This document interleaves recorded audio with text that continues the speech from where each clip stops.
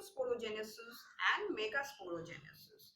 The male gamete produced in the pollen grains and the female gamete produced in the ovule are non-motile. They have to be brought closer for fertilization to take place. So pollination is the mechanism by which this can be achieved. What is pollination? Pollination is the transfer of the pollen grains from the anther to the stigma of a flower. The flowering plants have devised many mechanisms by which pollination can be achieved. It involves the biotic and abiotic components also. So depending upon the nature of the pollen grain and the agencies involved, pollination is broadly divided into two types. This is self-pollination and cross-pollination. Self-pollination is the transfer of the pollen grains from the anther to the stigma of the same flower of the same plant. And cross-pollination is the transfer of the pollen grains from the anther to the stigma of another flower born on a different plant of the same species. Now coming back to self-pollination, it is of two types, autogamy and geitonogamy. Autogamy can again be divided into three different kinds. In autogamy, this is the transfer of the pollen grains from the anther to the stigma of the same flower and the same plant. This means the flower has to be bisexual or hermaphrodite. Autogamy is again divided into homogamy.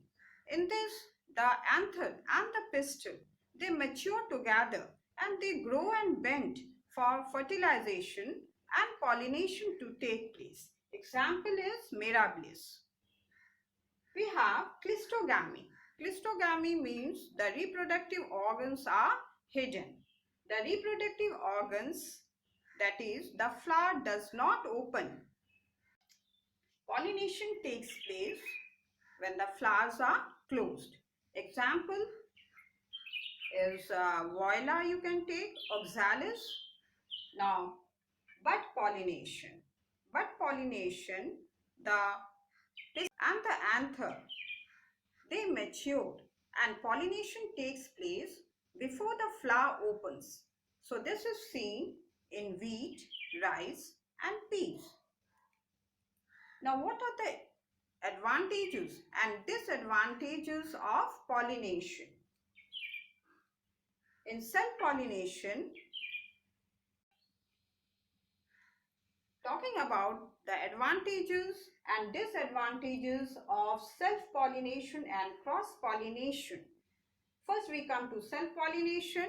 In self-pollination, pollination is ensured.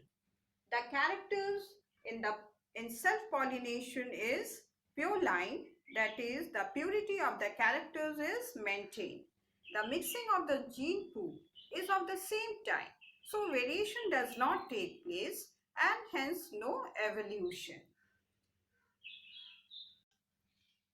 In cross-pollination, mixing of the gene pool of different type, that is two different types are there, so variation takes place. Variation always leads to evolution. The major disadvantage of self-pollination is that due to continuous self-pollination, the plant loses the vigor and vitality, which leads to inbreeding depression, which is not found in cross-pollination. There are different agencies for cross-pollination. It can be wind, water, insects,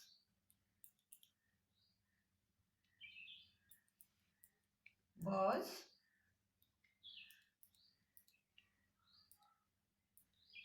bats are also involved.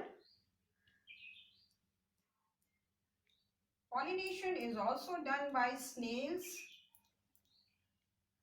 and animals.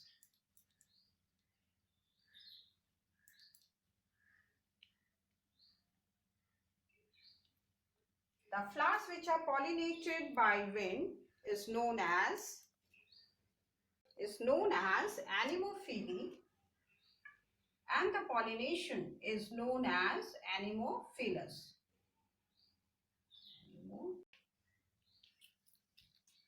Water pollination is hydrophilous or hydrophily.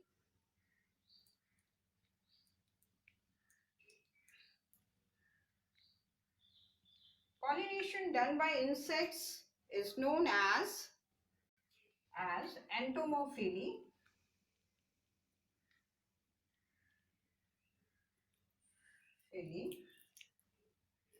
Pollination by birds is ornithophily.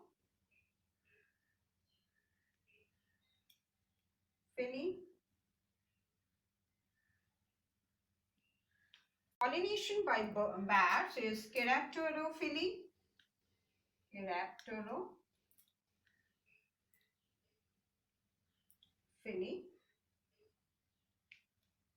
Pollination by snails is malcophily.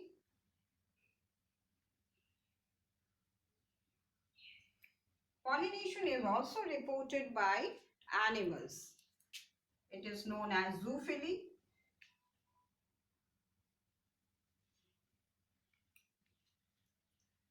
Some animals like monkeys, lemurs, then there are squirrels which help in pollination. In the next class, we shall talk about the different adaptations which a flowering plant undertakes for pollination to take place with examples.